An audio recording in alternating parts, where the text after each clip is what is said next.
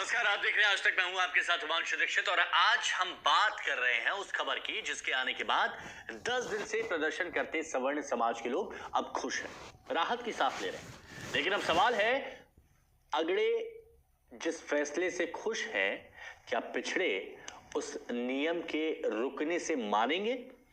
यहां यूजीसी के नए नियम के लागू होने के 17 दिन के भीतर सुप्रीम कोर्ट ने उसे रोक दिया है। फिलहाल अस्थायी तौर पर रोक लगा दी है क्योंकि कुछ खामियां पाई गई हैं। अस्पष्ट सुप्रीम कोर्ट की तरफ से इस कानून को कहा गया है। अब अगली सुनवाई तक सुप्रीम कोर्ट में केंद्र सरकार और यूजीसी को जवाब देना है। केंद्र सरकार को भी देना है, यूजीसी को भी अपना पक्ष रखना है। तब तक 2012 का ही नियम लागू होगा और अगली जो सुनवाई है वो होगी 19 मार्च को। लखनऊ में लड्डू बंटने लगा, नारेबाजी होने लगी। सवाल है कि यूजीसी पर विरोध का तूफान थम गया या फिर से लौटेगा।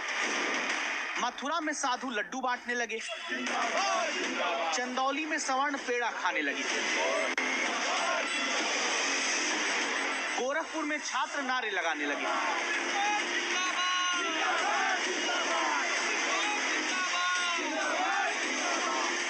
लेकिन खबरदार करता सवाल, यूजीसी के नए नियम के खिलाफ अगड़ों की नाराजगी खत्म हो गई या फिर पिछड़े अब नाराज होंगे? सैकड़ों सेंट्रल यूनिवर्सिटीज में एक आध ओबीसी का वाइस चांसलर है, शेड्यूल कास्ट एक भी नहीं है, माइनॉरिटी का भी एक आध है मुश्किल से। तो वो तो एक ही कैटेगरी में सब गरीब लोग हैं, पिछड़े लोग हैं, जिनके हक हमेशा छीने जाते रहे। तो डाला जाएगा तो ठीक किया उसने किया। जनरल कैटेगरी के साथ अत्याचार होगा इसमें, इस तरह से करीब देश की 90% नौकरियों पर काबिज है। विरोध चल रहा है, उसके लिए क्या कहेंगे? आपको लगता है अगर जिनके खिलाफ ये उठा रहे हैं उन्होंने विरोध कर दिया, आंदोलन कर दिया, तब इनका पता भी नहीं चलेगा।